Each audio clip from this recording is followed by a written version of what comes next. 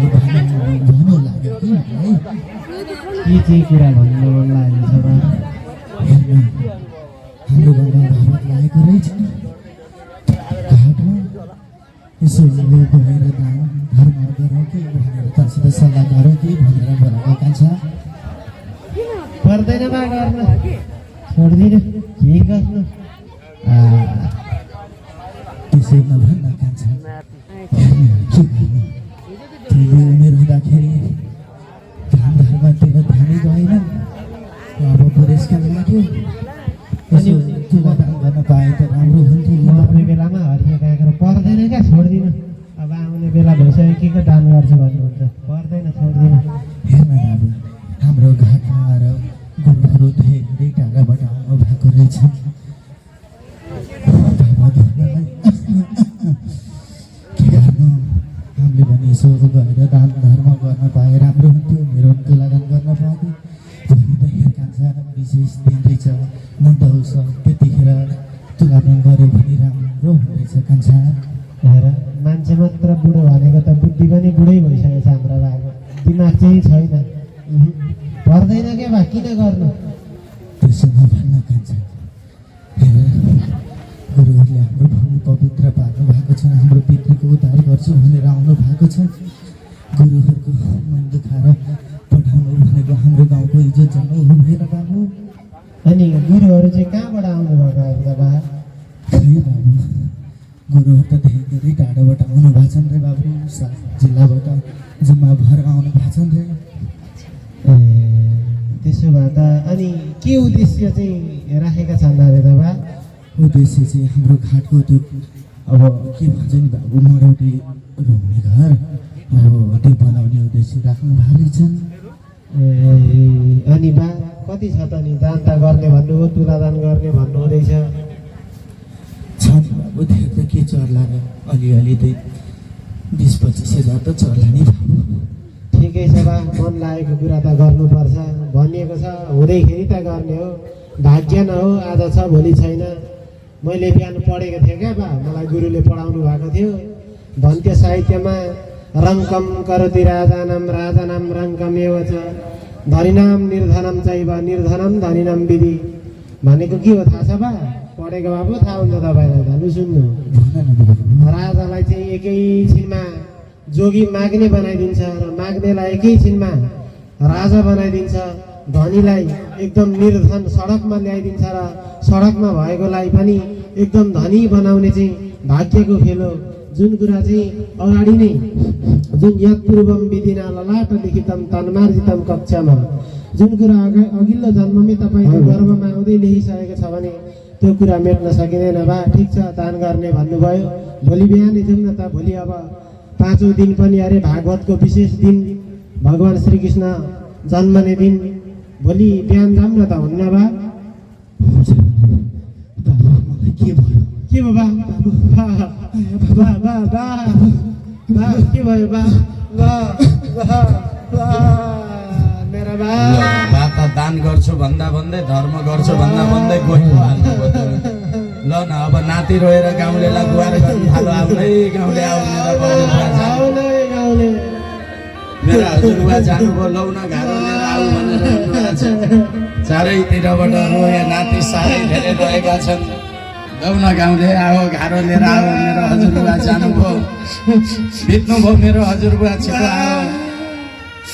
गाउँलेहरू पनि झट्टपट्ट खबर सुनेर गाह्रो साह्रो बनाएर झ्यापझुप बोकेर लिएर आयो अब बालाई लिएर जानुपर्ने घाटामा बाले त दान गर्छु भन्दा भन्दै यो शरीरै त्यागिदिनु भयो अब भोलि गर्ने कुरो थियो आजै गइदिनु भयो अब कसरी गर्ने होला म भोलि लान्छु भन्दै थिएँ बा तपाईँलाई लौ न यी गाउँले छिटो गर भनेर नाति रोया छन् लौ न किन ढिलो आउन भनेको पत्र बेर लाग्यो त ल्याउन बनाएर राखेको कुरा पनि ल्याउन सक्दैनन् काम लाग्ने छिमेकी पनि छैन नि छिटो गर न ढिलो भयो ल भक्का भक्का हालेर लिएर जाउँ समातेर हालौँ बात दान धर्म गर्छु भन्दा भन्दै गई पो हाल्नुभयो यो रामनवमी पनि ओढाउँ माथिबाट ओढाउँ पाउनु है हतार नगर अलिअलि अबिल छ त्यो माथिबाट ल फुको अबिल मुखै चोपेर हाल्यो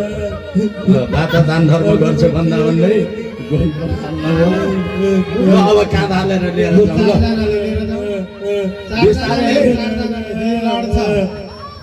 लास लड राम नाम सत्य हो मरेपछि यस्तै हो सुनको सिनादी त्यतै हो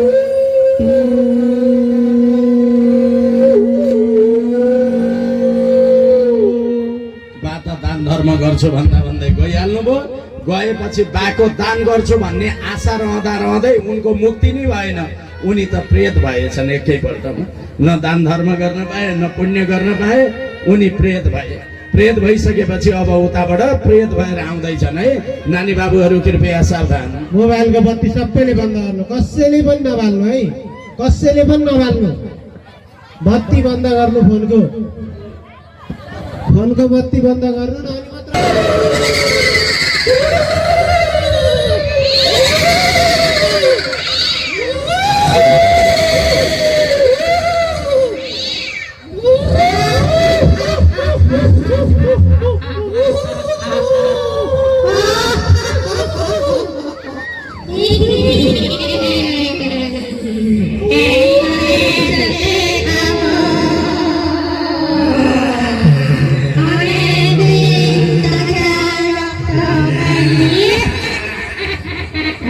होइन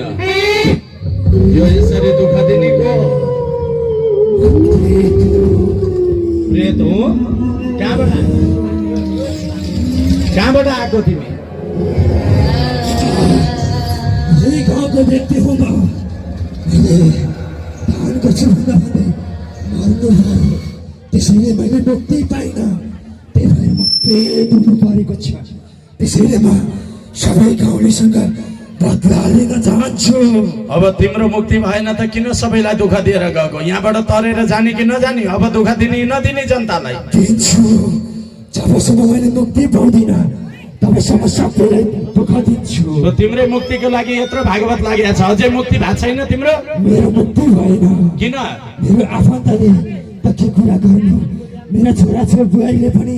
मेरो नाममा कुन नाम लेखाएर दान गरेनन् त्यसैले मैले मुक्ति पाउन सकिनँ अब त दिन अझै बाँकी छ त भोलि आउँदै होला नि तपाईँका छोरा बुहारी लेखेर दान गरिहाल्छन् नि मलाई लाग्दैन कि मेरा छोरा बुहारीहरू अलिकति दुःख कष्ट नभइकन मेरो नाममा दान गर्छन् त्यसैले म तिनीहरूलाई दुःख दिन्छु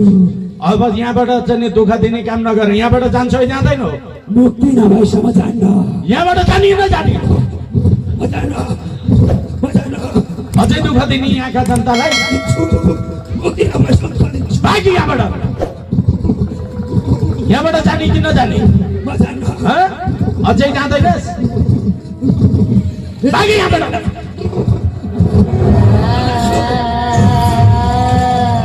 अब दुःख दिने कि नदिने मुक्ति भयो कि भएन अब भोलि आउँछन् छोरा नातिले दान गर्छन् दुःख नदिकन जानु